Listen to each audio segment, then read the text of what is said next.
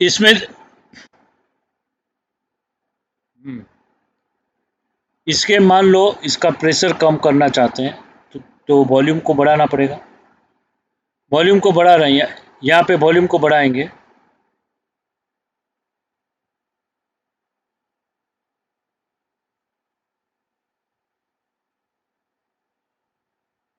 तो ये less than KP हो गया, तो ये रिएक्शन जाएगा फॉरवर्ड।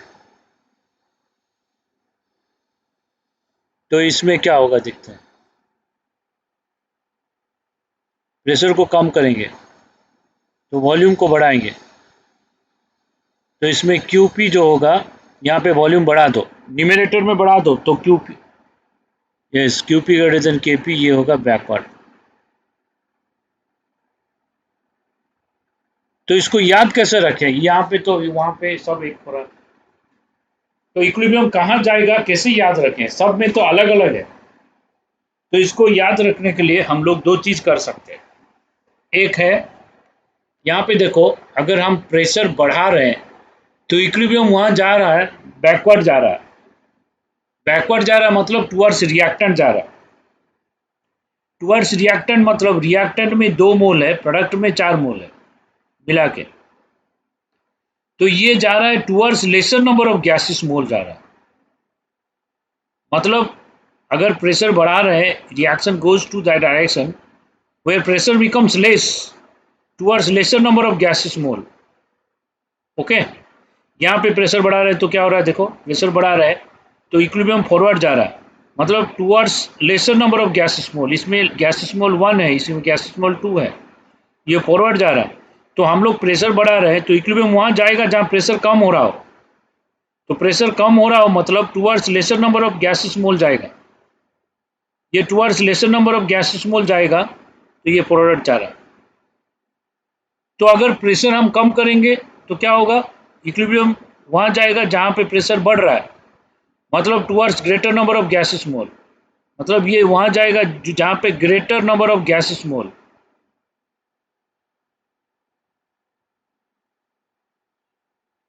देखो इस साइड में गैसेस मोल्स 2 है, इस साइड में गैसेस मोल 1 + 3 4 है। तो अगर हम प्रेशर कम करेंगे, ली चार्लेस प्रिंसिपल क्या बोल रहा है,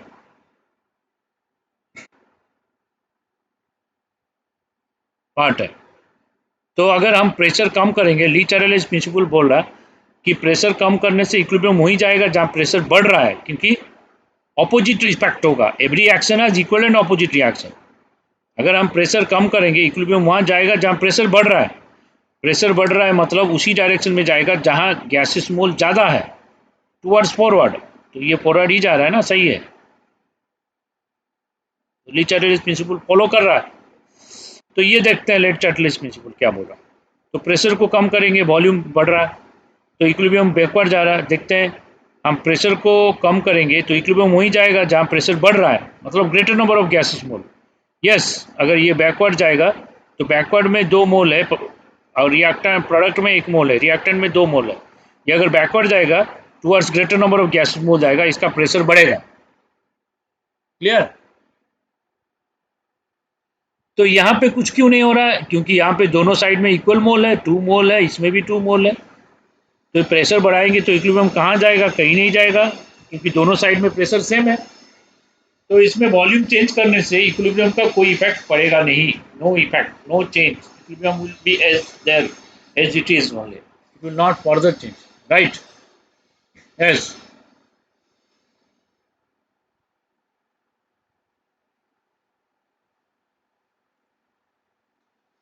यस यस यस, टेल मी।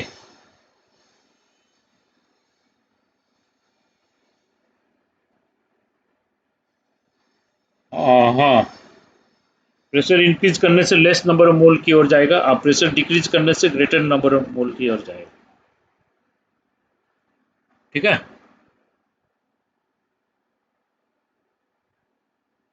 तो इसका कंक्लूजन लिख लेते हैं कि कंक्लूजन पता चल गया, यहीं से हो जाएगा। ठीक है, तो you can get the conclusion by, tell me.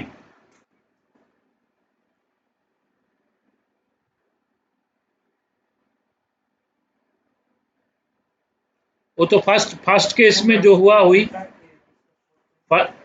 Same same same first case में जैसे हुआ वैसे।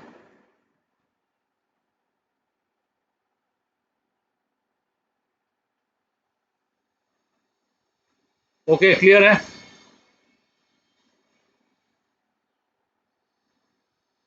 कंप्लीटेड।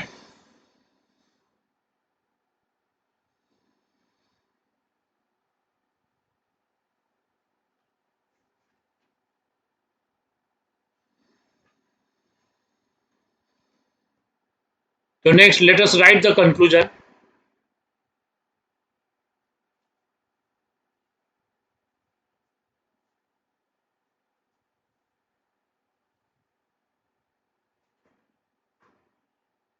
हम्म। हाँ हाँ।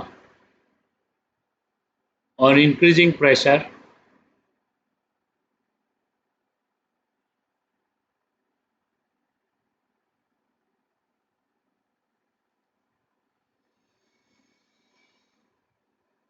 The equilibrium shifts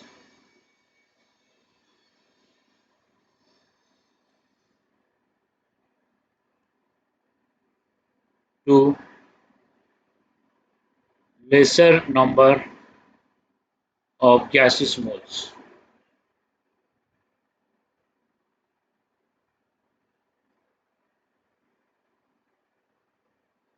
For delta n is equal to 0, no effect.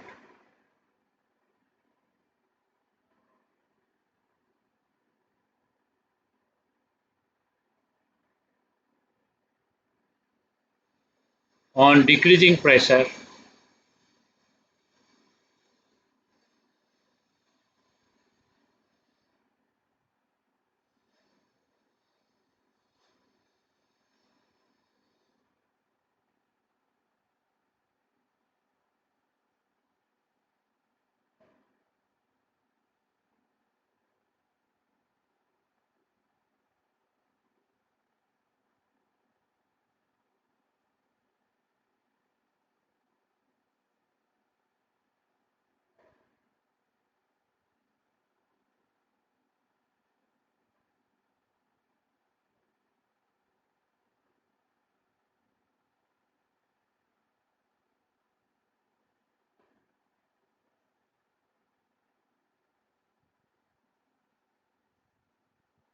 ठीक है, क्लियर है? Is it clear?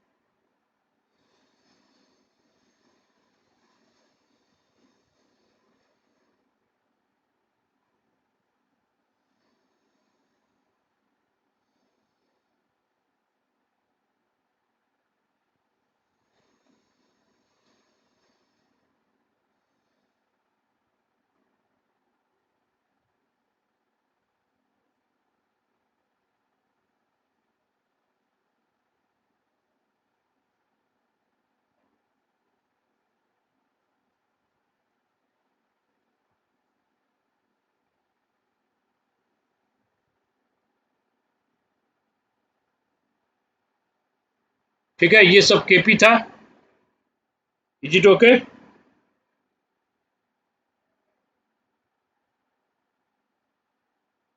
Is it okay?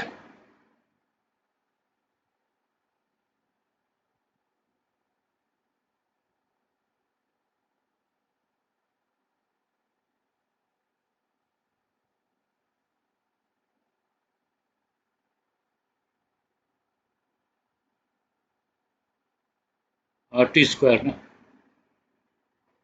Yes, correct.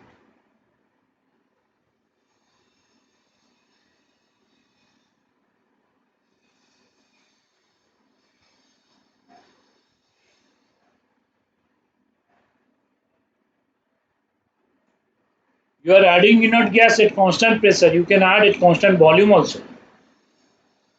तो कांस्टेंट प्रेशर में इनर्ट गैस ऐड कर रहे हो, कैसे ऐड कर सकते हो? तो कांस्टेंट इनर्ट गैस ऐड करते ही प्रेशर बढ़ जाएगा, क्योंकि नंबर ऑफ मोल बढ़ रहा है ना।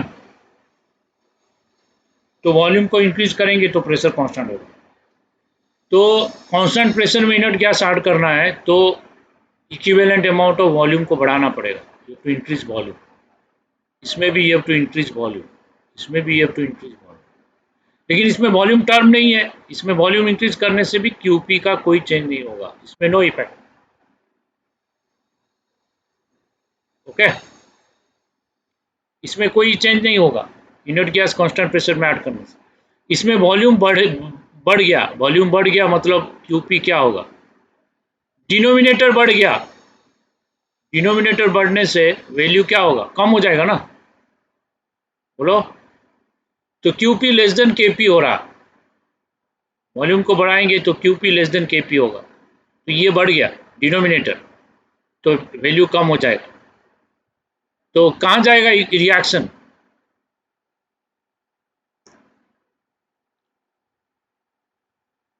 Forward direction. यस, इसमें वॉल्यूम बढ़ाएंगे, वॉल्यूम बढ़ाएंगे, यदि न्यूमरेटर में है तो न्यूमरेटर बढ़ गया तो क्यूपी क्या होगा, QP greater than KP, QP KP से ज़्यादा होगा, तो ये क्या होगा, बैकवर्ड जा रहा। ओके, तो कांस्टेंट प्रेशर में इसमें कुछ नहीं होगा, इसमें फॉरवर्ड जा रहा, फॉरवर्ड जा रहा है मतलब टुवर्ड्स ग्रेटर नोड मोल, टुवर्ड्स ग्रेटर मोल्स। मतलब यहाँ पे एक 2 मोल था, यहाँ पे 1 + 3 4 मोल हो गया, तो टुवर्ड्स ग्रेटर मोल्स जा रहा, ये बैकवर्ड जा रहा, मतलब ये भी टुवर्ड्स ग्रेटर मोल, ये भी towards greater number of moles. ठीक है, क्लियर है?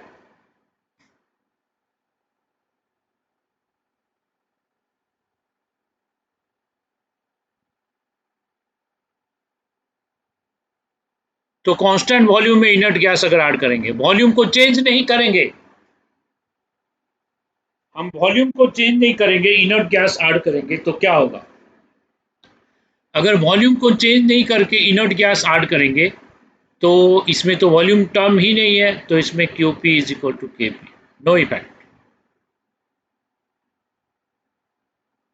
इसमें वॉल्यूम, इसमें वॉल्यूम है, लेकिन वॉल्यूम को कांस्टेंट रखेंगे, वॉल्यूम कांस्टेंट है, टेम्परेचर कांस्टेंट है। इनर्ट गैस एबीसी किसी से रिएक्ट नहीं करेगा तो एबीसी चेंज नहीं होगा, वॉल्यूम को चेंज नहीं कर रहे हैं हम लोग, टेम्परेचर भी कांस्टेंट है, तो इसमें क्या होगा, QP is equal to KP, no effect. इसमें वॉल्यूम को चेंज नहीं कर रहे हैं, टेम्परेचर कांस्टेंट है, एबीसी ए बी चेंज नहीं होगा, तो इसमें भी QP is equal to KP, no effect. ठीक है, समझ में आया कि नहीं?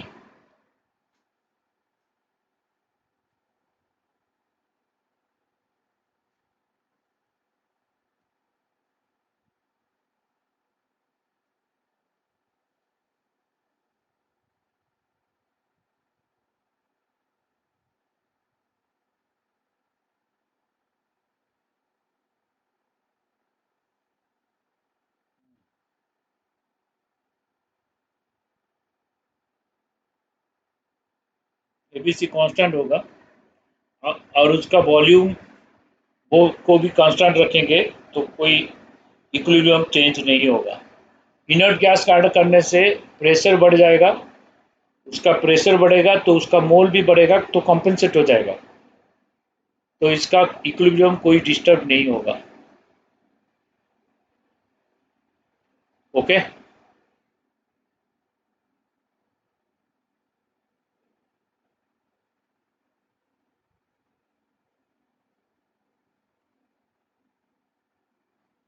Understood all? Tell me, all of you followed और नॉट?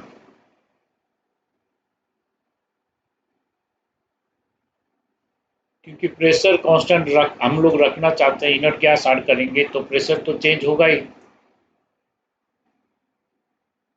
हाँ, वॉल्यूम को इंक्रीज करेंगे तभी प्रेशर कांस्टेंट रहेगा, नहीं तो प्रेशर बढ़ जाएगा ना। हमें तो जो पहले प्रेशर था वही करना है, तो हम वॉल्यूम बढ़ाएंगे तभी वो प्रेशर सेम रहेगा। राइट? हाँ, हाँ, tell me.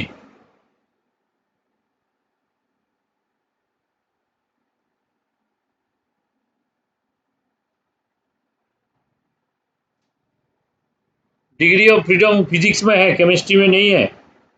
Degree of freedom से कभी क्वेश्चन नहीं आया केमिस्ट्री में।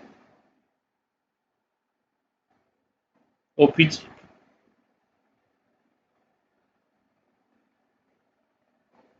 हाँ, 12th फिजिक्स में है। वो सब पढ़ाएंगे, degree of freedom, linear, non linear, और उसमें monoatomic, diatomic molecules, degree of, और इसमें law of equipartition of energy, वो सब है, वो सब फिजिक्स में है, केमिस्ट्री में सिलेबस में रखा नहीं है। ऐसे ही केमिस्ट्री सिलेबस वास्ट है। ठीक है। हम्म।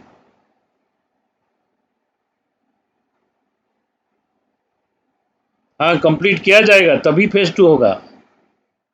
पहले सिलेबस कंप्लीट फिर फेज 2। नहीं नहीं, जो जो कंप्लीट होगा वही सब आएगा ना।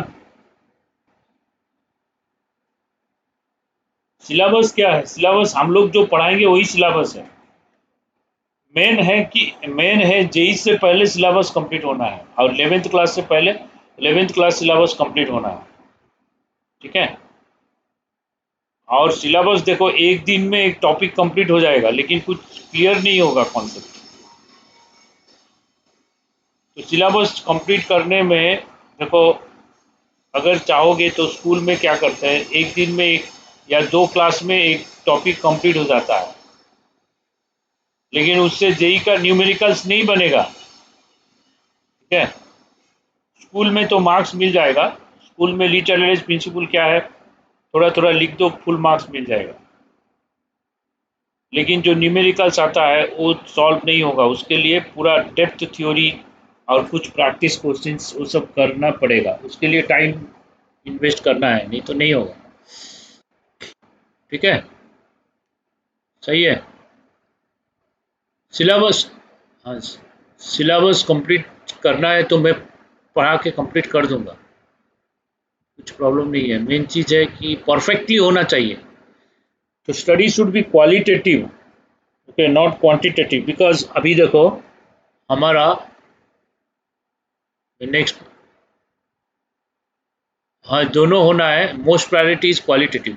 क्यों मैं बोल रहा हूँ, इस बार जो कटअप आया है ना, 69 मार्क्स आया है आउट ऑफ 392। तो ये कितना परसेंटेज है, कैलकुलेट करो तो।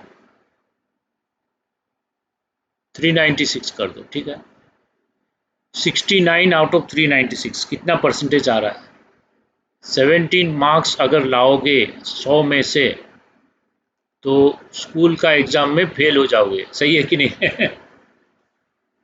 लेकिन इसमें इसमें अगर 18 मार्क्स ले आओगे, तुम्हारा जेई में मिल जाएगा, जेई में रैंक मिल जाएगा।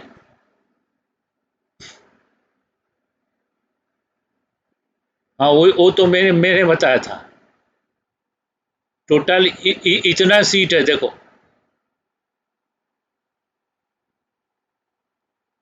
बढ़ गया है, इसीलिए तो पहले 13,000 सीट था, अब 16,000 सीट हो गया, 16,000 सीट हो गया। टोटल 16,053 सीट्स है। ठीक है। तो इसमें वोमेन्स रिजर्वेशन 13% है। इसमें EWS इकोनॉमिकल वीकर सेगमेंट भी है। इसमें OBC रिजर्वेशन है, SC ST रिजर्वेशन है। उसके बाद जनरल के लिए कुछ बचता ही नहीं है। ठीक है, जिनका रिजर्वेशन नहीं है तो उनके लिए टफ है। ओके, तो ये इतना सीट्स है, तो इतना, और टोटल कितने स्टूडेंट, 1,50,000 स्टूडेंट दिए थे, 1.5 लाख। तो जेई में जो लोग सेलेक्ट हुए थे वो एक्चुअली 2.4 लाख सेलेक्ट होते हैं, 2.4 लाख। लेकिन कोविड के वजह से कुछ स्टूडेंट नहीं दिए एग्ज़ाम, 90,000 स्टूडेंट नहीं दिए। और एक रीज़न है, कुछ स्टूडेंट जो है मेडिकल के लिए प्रिपेयर करते हैं, वो लोग भी जेई मेंस दे देते हैं। चलो दे देते हैं, देखते हैं, अगर मेडिकल में नहीं होगा तो यहीं पे हम पढ़ लेंगे, NIT दुर्गापुर जिंदाबाद, है कि नहीं। तो मेडिकल जो प्रिपेयर करते हैं उनका जेई मेंस हो जाता है, वो लोग सोचते हैं, लास्ट में सोचते हैं कि और इतना नहीं होता है, छोड़ दो, तुम नीट तो मेरा प्रिपरेशन अच्छा है, हो जाएगा, तो ये 90,000 के अंदर आते हैं। और कुछ स्टूडेंट ब्राइट होते हैं, लेकिन वो लोग नहीं चाहते हैं कि इंजीनियरिंग करें, बाद में माइंड चेंज हो जाता है, कोई दूसरा कोर्स करते हैं, ठीक है, क्लाट देते हैं, और बहुत सारा कोर्स अभी आ गया इंडिया में। तो इसके लिए 1.5 लाख स्टूडेंट ही जेई एडवांस अपीयर किया था, उसमें से 16,000 स्टूडेंट सेलेक्ट हुआ। ठीक है, 16,000 स्टूडेंट को मिलेगा सीट, 16,053, लेकिन रैंक अराउंड 30,000 रैंक मिल गया, लेकिन सीट्स इतना है, क्योंकि जो स्टूडेंट को रैंक मिलेगा सब लोग तो एडमिशन नहीं लेगा ना। अब देखो, अभी जो फर्स्ट रैंक है वो तो ऑलरेडी MIT में एडमिशन ले चुका है, जो फर्स्ट रैंक, तो वो तो जनवरी में ले लिया था, और क्यों फिर IIT में पढ़ेगा। MIT का वर्ल्ड क्लास, वर्ल्ड रैंक 1 है, उसमें ना पढ़ के IIT में पढ़ेगा क्यों, वो नहीं पढ़ेगा। और रैंक 3, अभी ऐसे ही जो कुछ कुछ स्टूडेंट्स है, वो लोग को फॉरेन यूनिवर्सिटी में, Princeton university, Caltech Caltech university, तो वहाँ पे मिल जाता है, SAT एग्ज़ाम दे के वो लोग वहाँ पे चले जाते हैं, तो इसीलिए वो लोग सीट छोड़ देते हैं।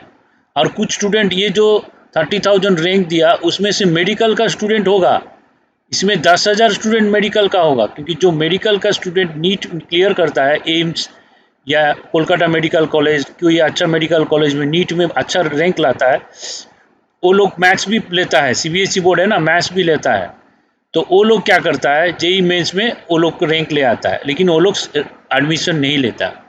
तो वो लोग एडमिशन नहीं लेगा तो सीट ब्लॉक, उनको रैंक दे के 15,000 रैंक निकालेगा, तो हमारा सीट फिलअप नहीं होगा, IIT में सीट वैकेंट रहेगा। तो गवर्नमेंट इतना इन्वेस्टमेंट कर रहा है ना, तो मालूम है IIT में एक स्टूडेंट पढ़ रहा है तो फीस कितना देता है मालूम है, ईयरली 8 लाख फीस देता है, लेकिन उसका ऊपर खर्चा होता है 80 लाख, उसका ऊपर 80 लाख। हाँ, इसका, हाँ, इंडिया में एजुकेशन बहुत सस्ता है। अगर तुम लोग MIT में पढ़ोगे, MIT का फीस कितना मालूम है, मिनिमम 4 साल में फीस है 1.5 करोड़ टू 2 करोड़, 2 करोड़ फीस देना पड़ेगा, माने फीस और हॉस्टल चार्ज मिला के। हाँ, नहीं, इंडियन रुपीस में कन्वर्ट करके बोल रहा हूँ, तो बढ़ जाता है, नहीं इसलिए नहीं, उसका फीस ज़्यादा है। इसका रीज़न है, MIT is private university and IIT is government university, and IIT में जो भी एजुकेशन में जो भी एक्सपेंडिचर होता है, वो सब expenditure government of India sponsor करता है। लेकिन अमेरिका इतना रिच कंट्री है, अमेरिका का गवर्नमेंट कॉलेज ही नहीं है, उनका सब कॉलेज प्राइवेट है, और अमेरिका एजुकेशन में कोई खर्चा नहीं करता है, सरप्राइजिंगली। इंडिया इतना अंडर डेवलप्ड कंट्री है, इंडिया एजुकेशन में बहुत खर्चा करता है, लेकिन, हाँ, हाँ,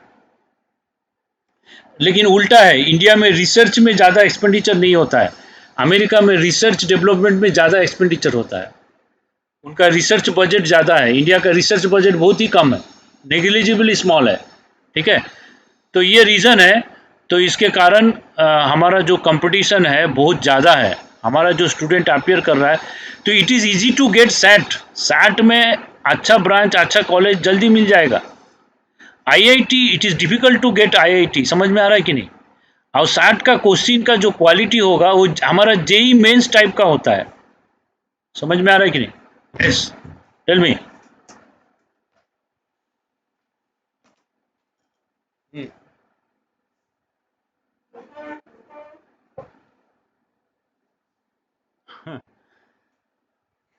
ठीक है, तो सपोज तुम लोग अमेरिका में पढ़ना चाहते हो तो सैट दे दो और तुम्हारा अच्छा रैंक मिल जाएगा, स्कॉलरशिप मिल जाएगा। देखो, अगर स्कॉलरशिप मिल गया, तुम्हारा जो एक्सपेंडिचर 2 करोड़ होता, तो तुम्हारा 20 to 30 लाख में हो जाएगा। ओके, 100।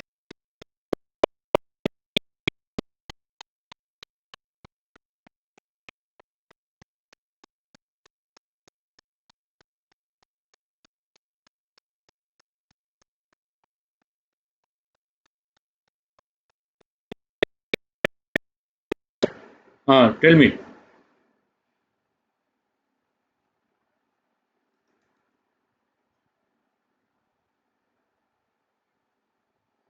नहीं नहीं नहीं नहीं, कोई चाय नहीं चाहिए। नहीं नहीं, तुम सैट क्लियर कर दो, हो जाएगा। सैट सैट और एक टॉयफेल होता है, वो भी क्लियर कर दो। तो जूनियर लेवल पे वो नहीं चाहिए। तुम अगर सैट दे दोगे, उसमें तो इंग्लिश रहता है। SAT exam, scholastic aptitude test, वो क्लियर कर दो। उसमें जितना मार्क्स आएगा, वो अगर फुल मार्क्स आ गया तुम्हारा, मान लो 2300 से 2300 आ गया या उससे आसपास आ गया, तो तुम्हारा 100% स्कॉलरशिप हो जाएगा। और तुम्हारा जो एक्सपेंडिचर का, जो ट्यूशन फीस, ये सब फ्री हो जाएगा। खाली हॉस्टल फीस और बुक्स, उसका खर्चा लगेगा। ठीक है, तो ये है। हाँ, बहुत स्टूडेंट को मिल जाता है। इजी क्वेश्चन आएगा। हाँ हाँ, 1500 से कट ऑफ स्टार्ट होता है अप्रोक्सीमेटली। तो उसमें रईस बच्चे पढ़ते हैं, जो जो रिच होता है, जिनका पेइंग कैपेसिटी ज़्यादा होता है, वही लोग पढ़ते हैं। नहीं तो एक्स्ट्रा इंटेलिजेंट स्टूडेंट पढ़ता है, जिसको पूरा फ्री शिप मिल गया, वो 20-25 लाख एक्सपेंडिचर कर सकता है। आज की डेट में 20-25 लाख का कोई कीमत नहीं है। सही है कि नहीं, बोलो?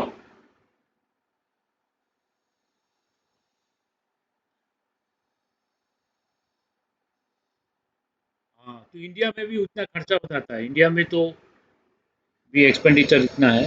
तो एनी हाउ, यू, लेकिन आईआईटी में पढ़ना है तो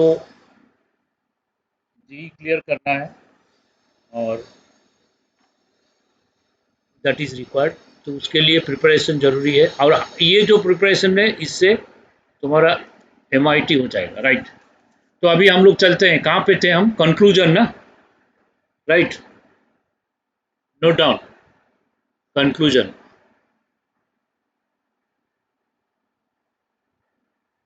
तो addition of inert gas suppose करेंगे, एडिशन ऑफ इनर्ट गैस।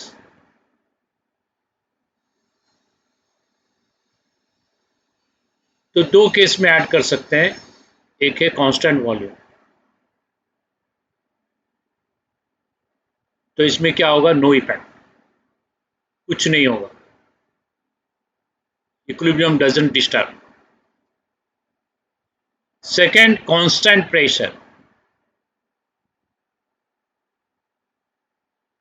तो अगर इनर्ट गैस ऐड करेंगे प्रेशर कांस्टेंट में, the equilibrium shift to which direction? Tell me, remembered or not?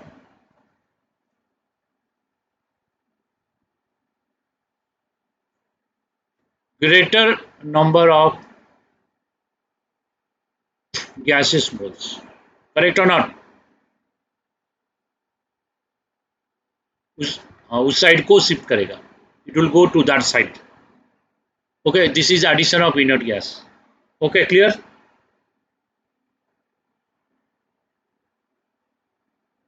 सही है। अब क्वेश्चन सॉल्व करते हैं।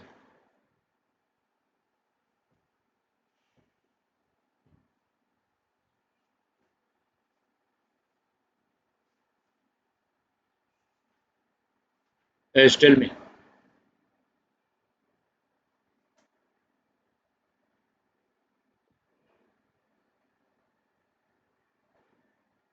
कौन सा अवार्ड? इंडिया में बहुत अवार्ड है, उसके लिए अप्लाई करना पड़ेगा। अगर अप्लाई किया, अपना एलिजिबिलिटी है, मिल जाएगा। ठीक है।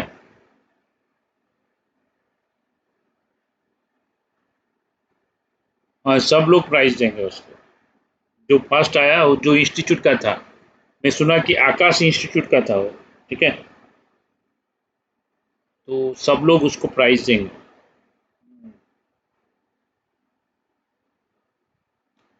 तो हाउ टू इंक्रीज, और फिटजी का 2014 में फर्स्ट सेकंड थर्ड आया था। ठीक है।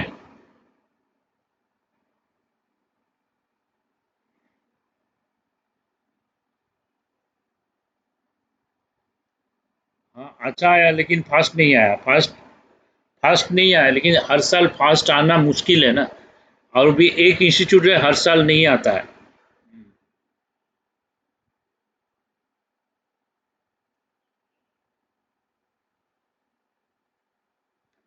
Third fifth, seven nine, odd numbers. हाँ, फिटजी दिल्ली का 3579। How to increase, total 30 students classroom का है, और नॉन क्लासरूम का 4 स्टूडेंट, 34 स्टूडेंट इन बिलो 100। और बाकी स्टूडेंट्स, बाकी रैंक उसके बाद है। तो नेक्स्ट हम लोग पढ़ते हैं, एक क्वेश्चन करते हैं। ठीक है। वो सब हो गया, बाद में देख लो। How to increase the yield of ammonia in the following reaction.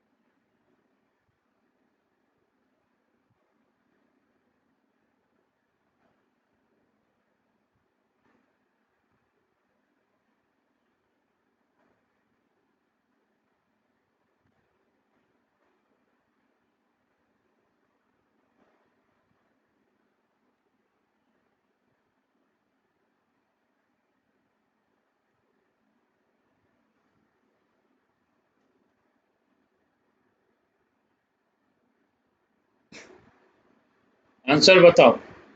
A B C D E F G H. Question मत लिखो, आंसर मत बताओ।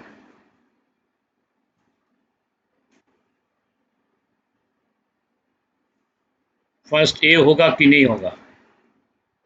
ए, ए होगा, उसके बाद ई होगा, फिर हाँ,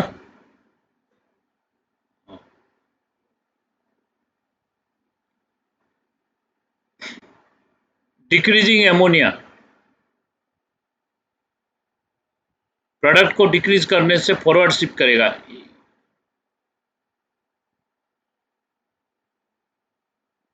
हाँ, तो NH3 को डिक्रीज करने से फॉरवर्ड शिफ्ट करेगा।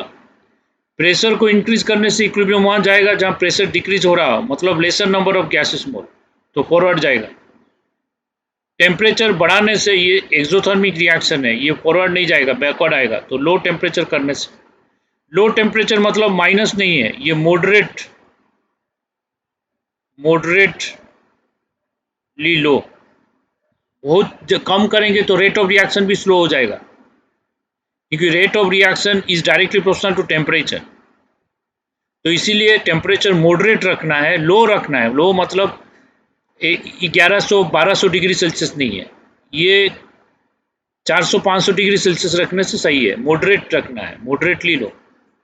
अगर बहुत कम कर देंगे तो इक्विलिब्रियम फॉरवर्ड जाएगा, लेकिन रेट ऑफ रिएक्शन कम हो जाएगा, तो इक्विलिब्रियम जो है कम होगा। कम होने से हमारा यील्ड नहीं आएगा, इसलिए मॉडरेटली लो टेम्परेचर देना है। क्लियर है?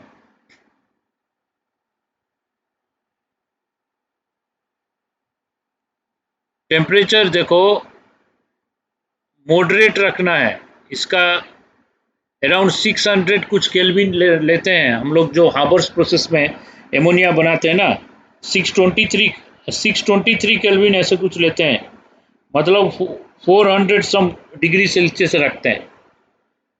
तो उतना टेम्परेचर देने से ये यील्ड अच्छा आएगा। ठीक है?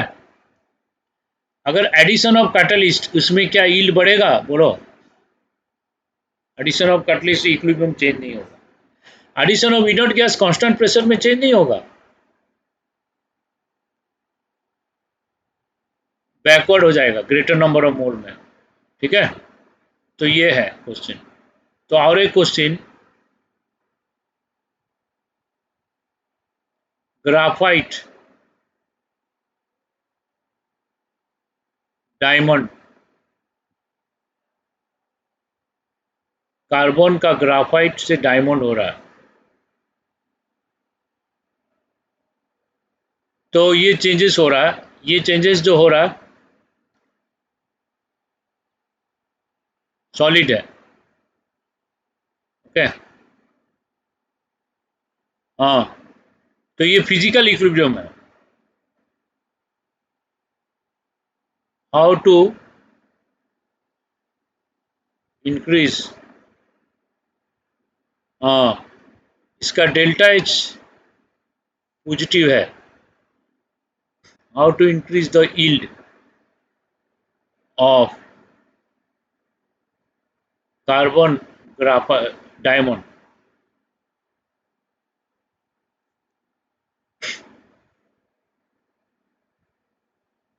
As high temperature and high pressure. ठीक है? क्लियर है?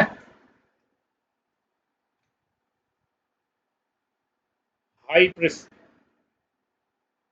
नहीं नहीं नहीं, mole number of mole same है दोनों में। हाई प्रेशर होगा तो उसके लिए फिजिकल इक्विलिब्रियम पढ़ना पड़ेगा। तो इसको जानने के लिए हम नेक्स्ट पढ़ते हैं application of Le Chatelier's principle in physical equilibrium. Okay,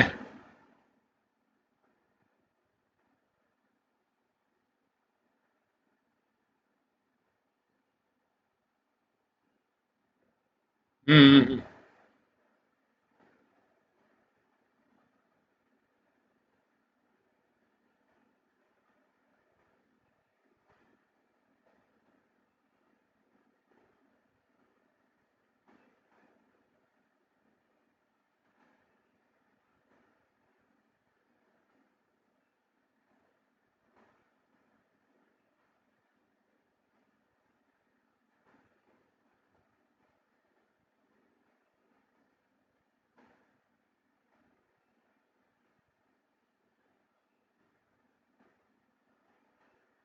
तो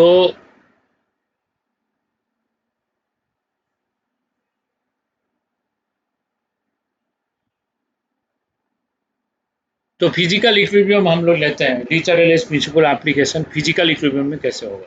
ओके, तो सबसे पहले हम देखते हैं मेल्टिंग पॉइंट। ओके, क्लियर है?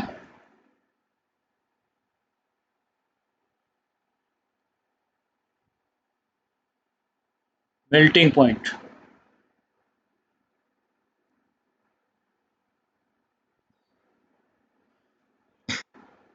मेल्टिंग पॉइंट दो टाइप का सॉलिड होता है, मालूम है?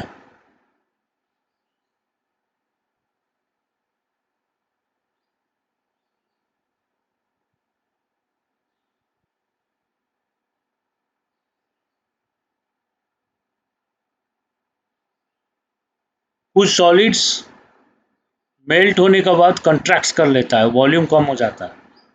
और दूसरे टाइप का सॉलिड है सॉलिड्स एक्सपांड ऑन मेल्टिंग, मालूम है कि नहीं?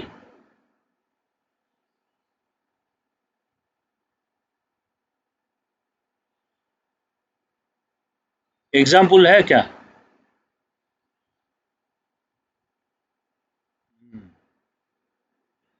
आइस, तो ये एग्जाम्पल है आइस। यस। और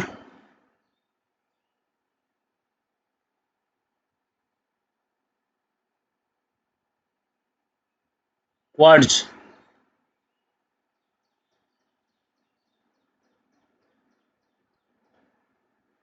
मैग्नीशियम नाइट्राइड, कार्बोरेंड्रम,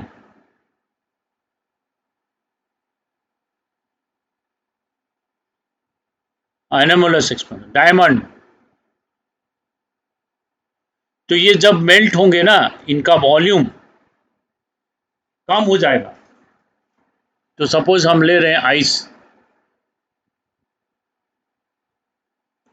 जब मेल्ट होगा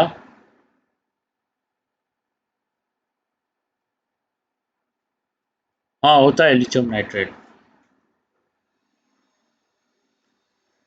आइस जब मेल्ट होके वाटर लिक्विड होगा तो इसका वॉल्यूम कम हो जाएगा। तो इसका मोर वॉल्यूम से लेस वॉल्यूम, ये होगा मोर वॉल्यूम, ये होगा लेस वॉल्यूम।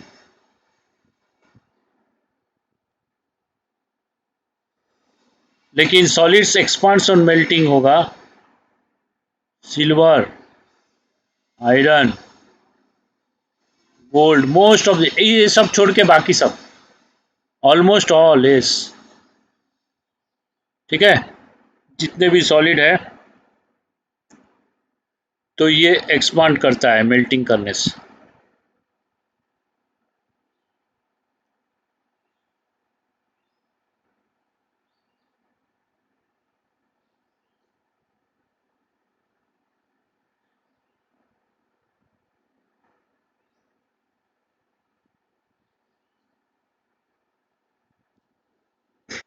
ठीक है, अब इस टाइप का सॉलिड में हम क्या करेंगे,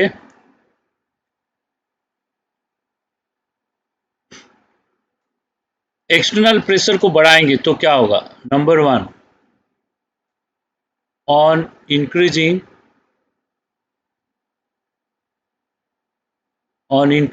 एक्सटर्नल प्रेशर,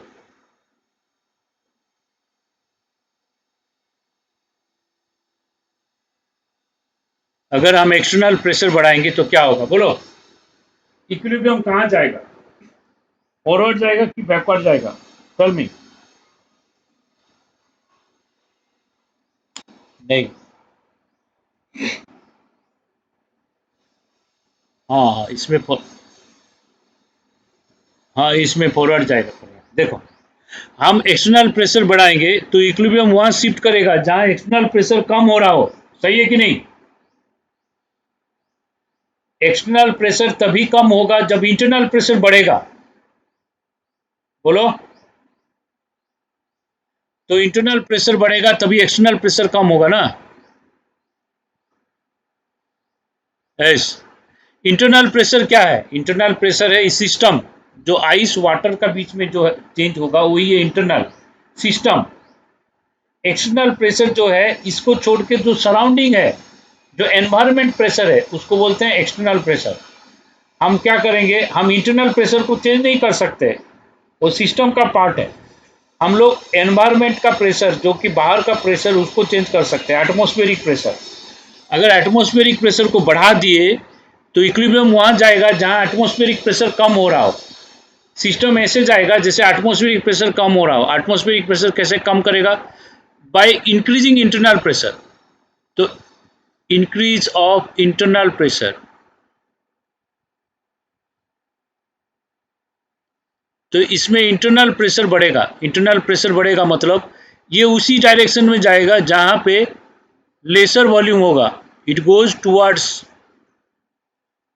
लेसर वॉल्यूम, समझ में आ रहा है कि नहीं? जहां पे कम वॉल्यूम होगा वहां जाएगा, मतलब क्या कहां जाएगा, फॉरवर्ड की बैकवर्ड, टेल मी। फॉरवर्ड। तो ये फॉरवर्ड जाएगा, ये अगर फॉरवर्ड जाएगा तो हमारा मेल्टिंग बिकम्स इजियर और melting becomes difficult, tell me, बोलो। Melting becomes easier.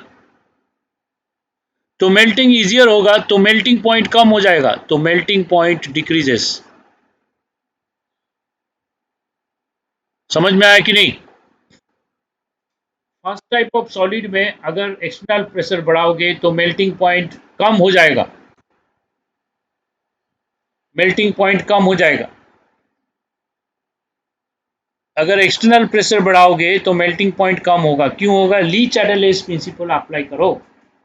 Lee चैडलेस principal says that if you increase external pressure, equilibrium will shift in that direction so as to oppose the stress, so as to undo the stress, means where internal external pressure is decreased.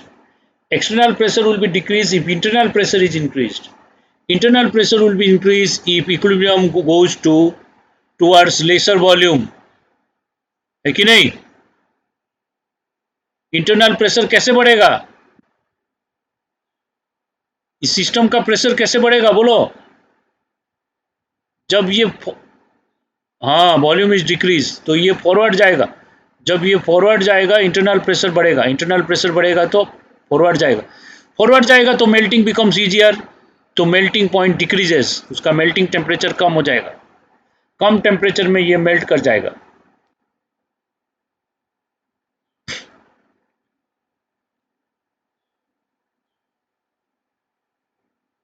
हाँ तब वो क्लाउसियस Clapeyron equation apply करेंगे। अभी हम लोग melting point देख रहे हैं, वो सब एक साथ मत लो, कंफ्यूजन हो जाएगा। अभी मेल्टिंग पॉइंट क्लियर कर लो, इसको परफेक्टली समझ जाओ, फिर वो केसेस हम देखेंगे। वो सब थर्मोडायनेमिक्स एक्सप्लेन किया है, डिफरेंट फिजिकल इक्विलिब्रियम हम लोग ली चैडलेस प्रिंसिपल से देख रहे हैं। तो solid liquid, liquid solid, solid gas, ये ट्रिपल पॉइंट ऑफ वाटर लेके एक्सप्लेन किया है। ओके। हाँ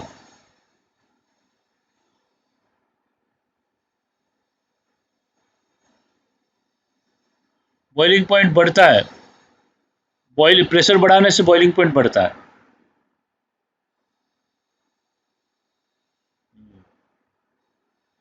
ऑन डिक्रीजिंग हम लोग freezing point melting point discuss कर रहे हैं।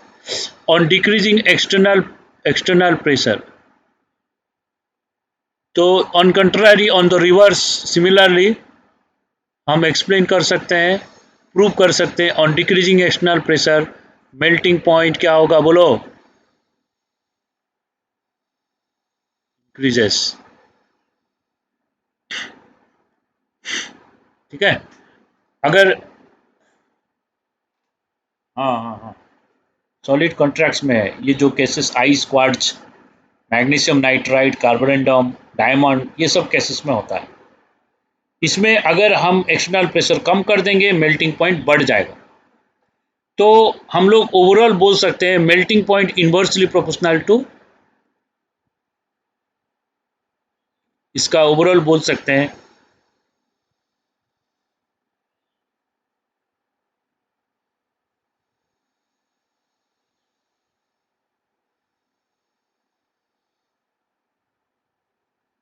ठीक है, बोल सकते हैं कि नहीं बोलो?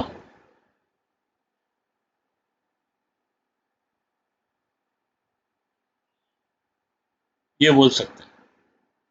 इसका कंक्लूजन ये आ गया। अब इस केस में देखते हैं, इस केस में वन, ओके, इस केस में वन देखते हैं। On increasing external pressure equilibrium will shift in the direction where internal pressure increase so external pressure decrease। Internal, internal pressure मतलब सिस्टम का प्रेशर, एक्सटर्नल प्रेशर मतलब सराउंडिंग का pressure. Okay, तो internal pressure बढ़ेगा मतलब कहाँ जाएगा?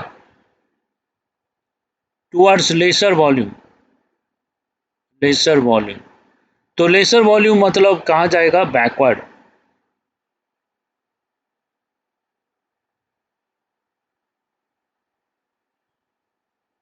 तो ये बैकवर्ड शिफ्ट करेगा, ये बैकवर्ड शिफ्ट कर रहा है तो क्या होगा, मेल्टिंग बिकम्स डिफिकल्ट,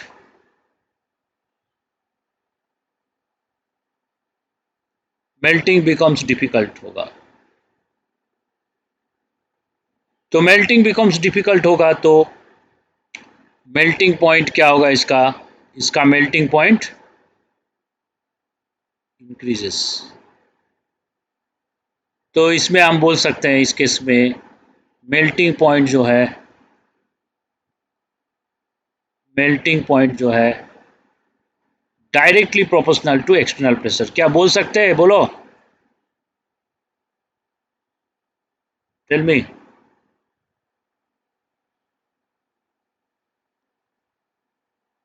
कौन सा सॉलिड? हाँ, ये एनोमलस तो फर्स्ट केस गया ना, नॉर्मल सेकंड।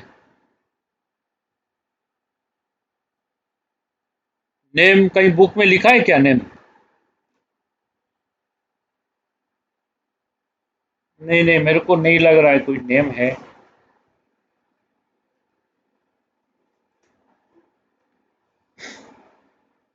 तो ये दो टाइप का केसेस है। तो इसमें melting point directly proportional to external pressure, लेकिन इसमें इन्वर्सली प्रोपोर्शनल, ये हो गया मेल्टिंग पॉइंट। ठीक है, अब ऐसे ही हम लोग लेते हैं उसका बॉइलिंग पॉइंट। हाँ हाँ, लिख लो लिख लो।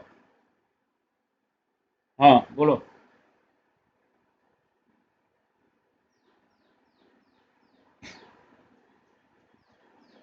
हाँ, वो सब करेंगे, वो थर्मोडाइनमिक्स पढ़ने के बाद थर्मोडाइनमिक्स से वो सब कर सकते हैं। अभी हम लोग उसका थ्योरी से उसका देखते हैं क्या कॉन्सेप्ट हो रहा है। थर्मोडाइन मैथमेटिकली सब थर्मोडाइनमिक्स बता देगा, because thermodynamics is the master chapter of physical chemistry. Without thermodynamics all physical chemistry is handicap.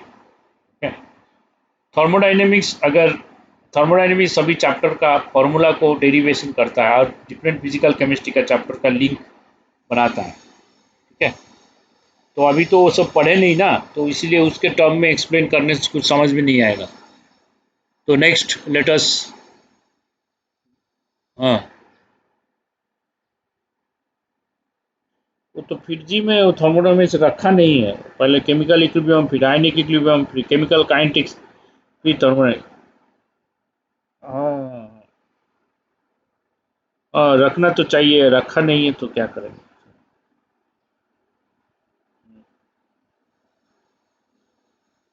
Thermodynamics क्या है ना, वो थोड़ा सा अच्छे स्टूडेंट के लिए अच्छा लगता है।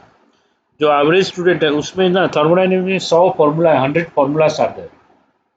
तो स्टूडेंट पढ़ने के बाद सोचता है कि केमिस्ट्री डिफिकल्ट है, उसको बर्डन लगता है, केमिस्ट्री डिफिकल्ट है बोलता है, और वो उसमें फेड अप हो जाता है। शायद हो वही एक रीज़न होगा, मेरे को मालूम नहीं है। जो जो एवरेज स्टूडेंट होता है ना, वो थर्मोडायनेमिक्स चैप्टर एंजॉय नहीं करता।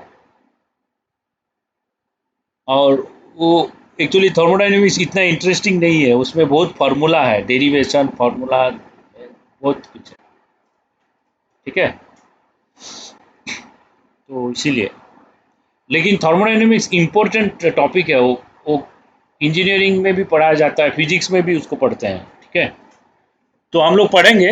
हाँ, बोलो बोलो। तो मैं नेक्स्ट पे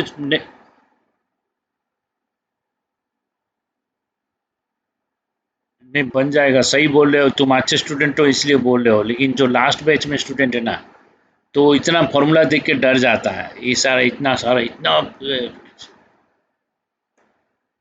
डेफिनेशन से आएगा, लेकिन डेरिवेशन भी है ना उसका।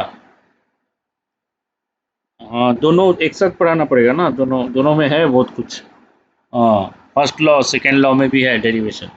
सेकेंड लॉ से सब कुछ तो डिराइव हुआ, ये जो Van't Hoff equation, Clausius Clapeyron, Gibbs Helmholtz equation, ये सब सेकेंड लॉ से डिराइव हुआ, फर्स्ट लॉ से ओनली। थर्ड लॉ भी है उसका। तो ये सब स्टूडेंट जो एवरेज स्टूडेंट उसको डर जाता है। हाँ, तो नेक्स्ट देखो, नेक्स्ट बॉइलिंग पॉइंट लेते हैं फिर। ओके,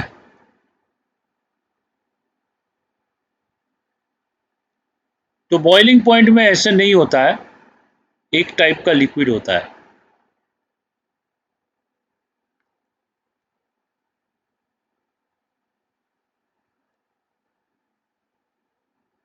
बॉइलिंग पॉइंट में कोई भी लिक्विड बॉयल होगा तो उसका वॉल्यूम बढ़ेगा ही।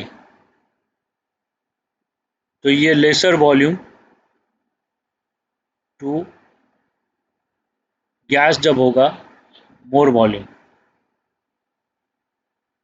तो हम बॉइलिंग अगर करेंगे इसको, इसका एक्सटर्नल प्रेशर का वेरिएशन देखते हैं। Number one, on increasing external pressure equilibrium will shift in the direction so as to decrease the external pressure. Decrease the external pressure means internal pressure will increase. Increase in internal pressure. Internal pressure system का pressure बढ़ेगा, मतलब कुछ direction में जाएगा। It goes towards lesser volume, towards lesser volume. तो lesser volume मतलब क्या होगा? It goes to backward direction.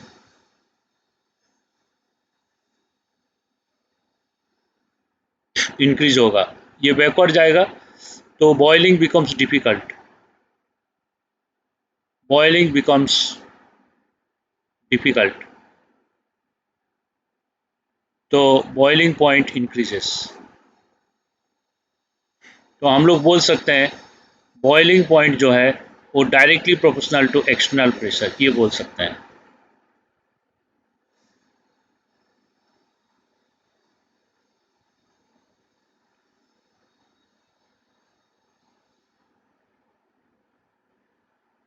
ठीक है। Second, on decreasing external pressure,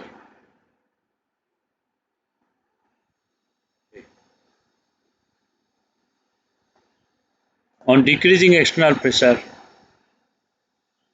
boiling point decreases, boiling point कम हो जाएगा। एक्सटर्नल प्रेशर को डिक्रीज करेंगे तो बॉइलिंग पॉइंट कम हो जाएगा। ठीक है। एग्जाम्पल हम लोग ले सकते हैं, दो एग्जाम्पल ले सकते हैं। एक है प्रेशर कुकर।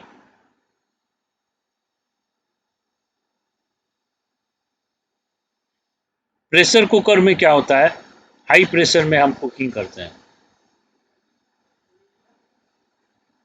हाई प्रेशर में क्या होगा, boiling point of water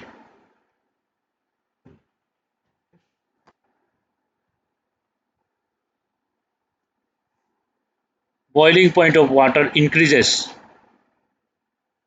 Boiling point of water increases means it can store heat for longer time. It can store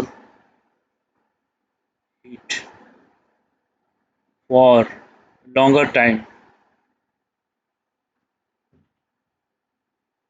and supplies heat to food material. Food material. तो cooking becomes fast. सही है कि नहीं? Pressure cooker में अगर दाल बनाओगे तो 10 minute में बन जाएगा। अगर नॉर्मल डेगची में दाल बनाओगे विदाउट प्रेशर कुकर, तुम्हारा 25 मिनट लेगा। तो जो 15 मिनट एक्स्ट्रा आ रहा है because of increase in boiling point of water. Clear? तो pressure cooker will save time. Understood this concept? Tell मी।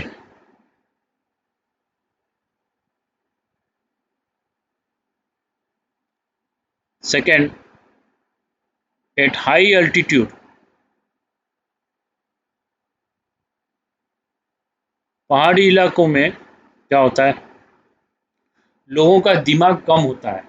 जो पहाड़ी एरिया में रहते हैं ना, वो लोग सीधे साधे भोले वाले होते हैं। ठीक है।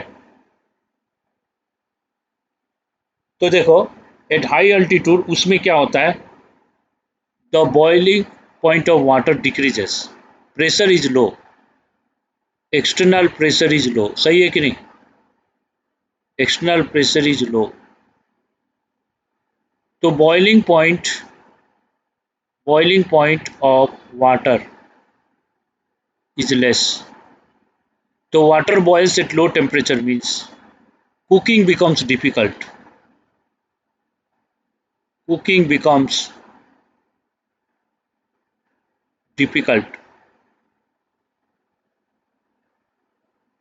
So army people face difficulties while cooking at high altitude. High altitude में वो लोग कुकिंग करेंगे तो उनका कुकिंग टाइम बढ़ जाएगा, क्योंकि वाटर ज़्यादा देर तक हीट स्टोर नहीं कर सकता है, कम टेम्परेचर में बॉयल कर जाएगा, बॉयल करेगा तो फूड मटेरियल को हीट जल्दी सप्लाई नहीं कर सकता। तो कुक हाई अल्टीट्यूड में आर्मी लोग प्रेशर कुकर नहीं लेते हैं। आर्मी लोग तो जंगल में जाते हैं, कहीं पे पहाड़ में रहते हैं, तो वो लोग क्या है अपना जो वीपन लेना पसंद करते हैं। तो प्रेशर कुकर, माइक्रो ओवन वो सब कैरी करने के लिए उनके पास स्पेस नहीं रहता है। वो लोग, हाँ नॉर्मल पीपल, यस, तो लोग प्रेशर कुकर यूज करते हैं, सही है, प्रेशर कुकर यूज करने से टाइम सेव होगा। लेकिन अगर हम नॉर्मल कुकिंग करेंगे जो मतलब इधर कोल का कंबसन से या वुडन कंबसन से कुकिंग करेंगे, जो ओल्ड मेथड है कुकिंग का, हम इलेक्ट्रिकल ओवन यूज़ नहीं करेंगे या प्रेशर कुकर यूज़ नहीं करेंगे, तो उसमें नॉर्मल कुकिंग में टाइम ज़्यादा लगेगा, क्योंकि उसका बॉइलिंग पॉइंट कम होगा। तो कम टेम्परेचर में जब अगर वाटर बॉयल हो जाएगा तो हीट सप्लाई नहीं कर सकता है फूड मटेरियल को, तो कुकिंग बिकम्स डिफिकल्ट। क्लियर? और एक चीज़ होता है, ये चीज़ मैं बुक्स में पढ़ा था कि हाई एल्टीट्यूड में लोग जो रहते हैं वो लोग भोले वाले सीधे लोग क्यों होते हैं? तो एक्चुअली अगर एक्सटर्नल प्रेशर कम हो जाता है तो ये जो हमारा जो लॉन्ग्स में ऑक्सीजन सप्लाई है, ऑक्सीजन हेमोग्लोबिन में मिक्स होता है जो हम लोग इनहेल करते हैं, तो इसका सॉल्युबिलिटी कम हो जाता है। तो वो सॉल्युबिलिटी कम होने से उनको एक इनोक्सिया बोल के एक बीमारी होता है, या उनका जो माइंड है, ब्रेन में इतना शार्पनेस नहीं आता है, और इतना तो इनका जो माइंड रहता है ना, वो माइंड डल हो जाता है। तो ये एक केमिस्ट्री का पार्ट नहीं है, मैं कहीं पे पढ़ा था। तो उसके वजह से उनका माइंड जो है, माइंड स्लो होता है, और वो लोग भोले वाले सीधे साधे होते हैं। ठीक है, तो पहाड़ी लोग ऐसे होते हैं। सो दिस इज द माने जो बर्न मतलब बाई इनहेरिटेड पीपुल, जो पहाड़ी इनहेरिटेड पहाड़ी लोग जो हैं, ठीक है, जिनका पूर्वज वहाँ पे रहते हैं वही लोग, और जो लोग यहाँ से वहाँ गए हैं, तो यहाँ के लोग, कोस्टल एरिया के लोग तो बहुत श्रूड होते हैं, मतलब दिमाग उनका तेज होता है, इंटेलिजेंट होते हैं। मतलब जो वेस्ट बंगाल, बिहार, उड़ीसा, ये जो कोस्टल पीपुल है ना, आंध्र प्रदेश, ये लोग ज़्यादा इंटेलिजेंट होते हैं, क्योंकि ये लोग स्टॉर्म, फ्लड, ये सबको फेस करते हैं, स्ट्रगल क्या लाइफ में वो लोग जानते हैं, तो ये लोग ज़्यादा इंटेलिजेंट होते हैं। ठीक है, लेकिन पहाड़ के जो जो ये होता है, उत्तराखंड के लोग हैं, वो लोग सीधे साधे लोग, भोले वाले लोग होते हैं। ठीक है, तो ये तो not part of this chapter, but this is the high altitude, external pressure is low, so boiling point of water less, so cooking becomes difficult. So is it clear?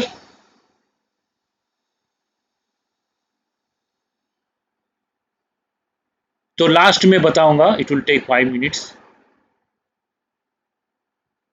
Now solubility,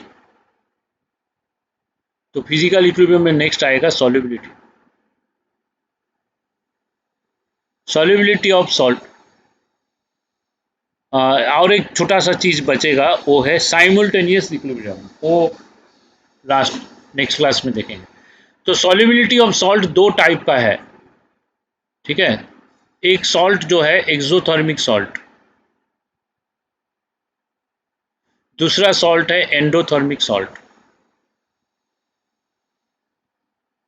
तो exothermic salt है जो जो dissolve होगा, मतलब कोई भी salt अगर पानी में हम डिजोल्व करेंगे क्या होता है, तो सॉल्ट सॉल्यूशन बनता है। तो सॉल्ट सॉल्यूशन जो बनेगा, वो सॉल्ट सॉल्यूशन जो हो रहा है वो दो टाइप का हो सकता है, एक्सोथर्मिक या एंडोथर्मिक। एक्सोथर्मिक मतलब क्या होगा? हीट एनर्जी रिलीज होगा। एंडोथर्मिक जो होगा वो क्या होगा? हीट एनर्जी एब्जॉर्ब होगा। ठीक है। तो जो एक्सोथर्मिक सॉल्ट होगा, अगर हम टेम्परेचर एक्सोथर्मिक जो सॉल्ट होगा उसका सॉल्युबिलिटी कैसे बढ़ेगा बोलो? और जो एंडोथर्मिक सॉल्ट होगा उसका सॉल्युबिलिटी कैसे बढ़ेगा बोलो? टेल मी।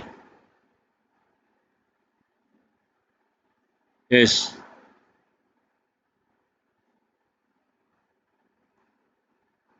तो solubility increases on decreasing temperature,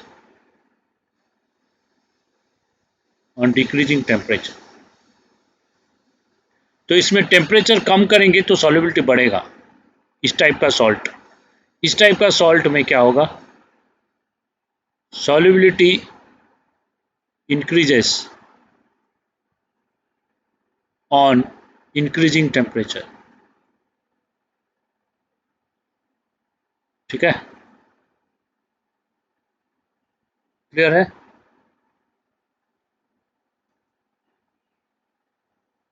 हाँ, most of the salt endothermic होता है,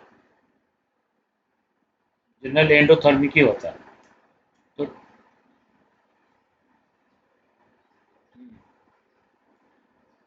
हाँ, टेल मी।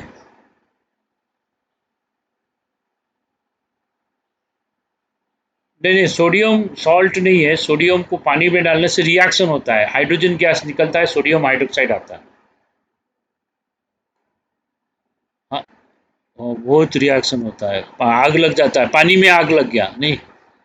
सोडियम हाइड्रोक्साइड को पानी में डिसॉल्व करेंगे तो ये है एक्सोथर्मिक एग्जाम्पल है। कैल्शियम ऑक्साइड, तो कैल्शियम ऑक्साइड तो ये रिएक्शन हो जाता, तो कैल्शियम हाइड्रोक्साइड ले सकते हैं। तो सोडियम क्लोराइड को पानी में डिसॉल्व करोगे तो ये एंडोथर्मिक होगा। ओके। हाँ, यूरिया भी एंडोथर्मिक होता है, यूरिया। सोडियम हाइड्रोक्साइड तो लिखा मैंने। अब बेस भी एक सॉल्ट है ना, NaO। हाँ, सॉल्ट मतलब देखो, सॉल्ट बेसिक सॉल्ट है, एसिडिक सॉल्ट है, डबल सॉल्ट है, सिंपल सॉल्ट है। ठीक है, न्यूट्रल सॉल्ट है। सॉल्ट मतलब न्यूट्रल मत सोचो, तुम सोच रहे हो कि न्यूट्रल NaCl सॉल्ट, ये न्यूट्रल सॉल्ट है। NaOH बेस क्यों बोल रहे हैं? क्योंकि ये बेसिक सॉल्ट है, इसीलिए इसको बेस बोल। अल्कालाइन है, ये soluble in water. This is strong base which is soluble in water, known an alkaline. Okay. हाँ, pellets sodium hydroxide pellets solid, उसको NaOH डिजोल्व करोगे तो NaOH एक्वस आएगा, तो हीट में हीट जनरेट होगा। स्कूल में लैब में कर सकते हो, स्कूल लैब में ले लो, सोडियम हाइड्रोक्साइड पेलेट्स होगा। एक बीकर में थोड़ा पानी ले लो, उसमें सोडियम हाइड्रोक्साइड के 2-4 पेलेट्स डाल दो, और बीकर को हाथ से पाम से पकड़ो, देखोगे हीट प्रोड्यूस होगा, इट विल रिलीज हीट। ठीक। हाँ, कैल्शियम हाइड्रोक्साइड में भी हीट रिलीज होगा। हाँ, एसिडिक सॉल्ट जैसे सोडियम बाइसल्फेट ले लो, सोडियम बाइसल्फेट, इसको भी अगर पानी में डालोगे तो हीट रिलीज होगा। ठीक है। H2SO4 में भी हीट रिलीज होगा। H2SO4 को अगर सॉल्यूशन बनाओगे तो हीट रिलीज होगा। HCl को सॉल्यूशन बनाओगे तो भी हीट रिलीज होगा। HCl गैस को सॉल्यूशन बनाओ,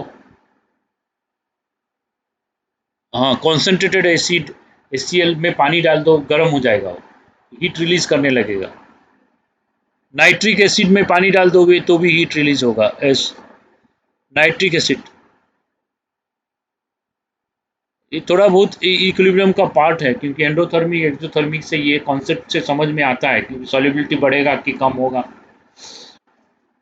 ठीक है, तो ये भी थर्मोकेमिस्ट्री में भी आएगा ये सब। तो इसमें एंडोथर्मिक है, endothermic delta H greater than 0। Clear? NaCl urea इसमें सब हीट एब्जॉर्ब होता है। ऑक्जेलिक एसिड में हीट एब्जॉर्ब होगा, सब एसिड में हीट रिलीज नहीं होगा। ऑक्जेलिक एसिड पानी में डालोगे तो हीट एब्जॉर्ब होगा, एंडोथर्मिक है। कुछ एंडोथर्मिक है, कुछ एक्सोथर्मिक है। ठीक है, ऐसे कुछ रूल नहीं है ये क्यों एंडोथर्मिक क्यों exothermic, this is by experience. हाँ, कुछ कुछ थ्योरी है उससे बता सकते हैं, ये हाँ प्रैक्टिकल एक्सपेरिमेंटली डिटरमाइन। ओके, तो ये हो गया। फिर तो नेक्स्ट हम डिस्कस करेंगे साइमल्टेनियस इक्विलिब्रियम नेक्स्ट क्लास में, राइट।